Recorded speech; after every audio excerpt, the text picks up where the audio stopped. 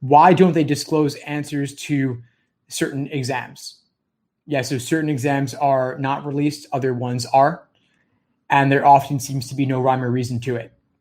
Well, the reason is that they administer the LSAT more often than they want to have to create new exams and release them. So if they release a given exam, they can't use that one again because people will have studied from it. So it's a way for them to kind of cheat and reuse stuff they already made, which makes sense if you think about it. These questions are insanely complex.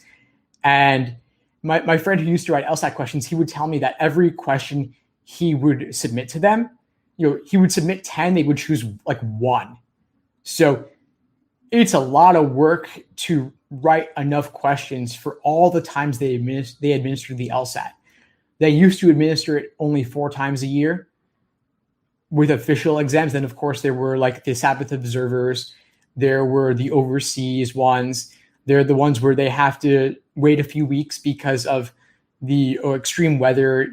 A hurricane or a snowstorm might lead them to have to cancel and then administer it a few weeks later. So now they're upping the number of exams they administer. Now they're doing it 6 times a year, 8 times a year. They're going to move it to 10 times a year.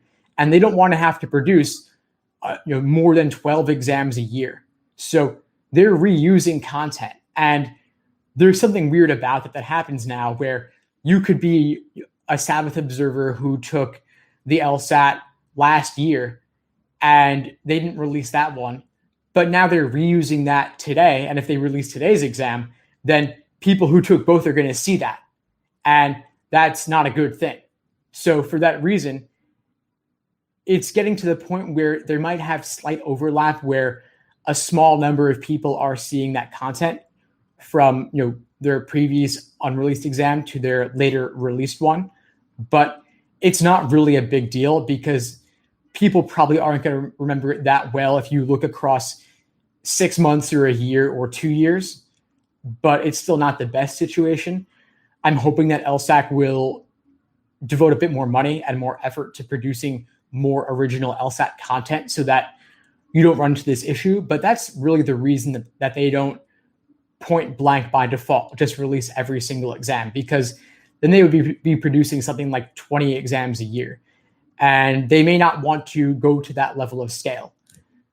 Something interesting with the GMAT is that because the GMAT is computerized, they don't release every GMAT because the GMAT is an adaptive exam where it's different for every person every single time, and they adapt it based on you and which questions you're getting right or wrong. So they have a set of like thousands of questions, and all they do is every couple of years or so, I think, they will release a new official guide that contains a bunch of questions, but not every question. And the thing with the GMAT is that they can just insert new numbers into math problems and they're not recognizable. But with a game or a reading comp passage, of course, they do need to create it pretty much from scratch. With reading comp, of course they do. But with games, there are some games that actually are so similar to each other where they just changed certain small things and those are released. And if you want an example of that, you can look at my website, 7 logic games repeated on future prep tests. And I listed games where they basically just changed the variables and certain small details, but they did actually reuse most of the structure. And so that's an interesting thing to see.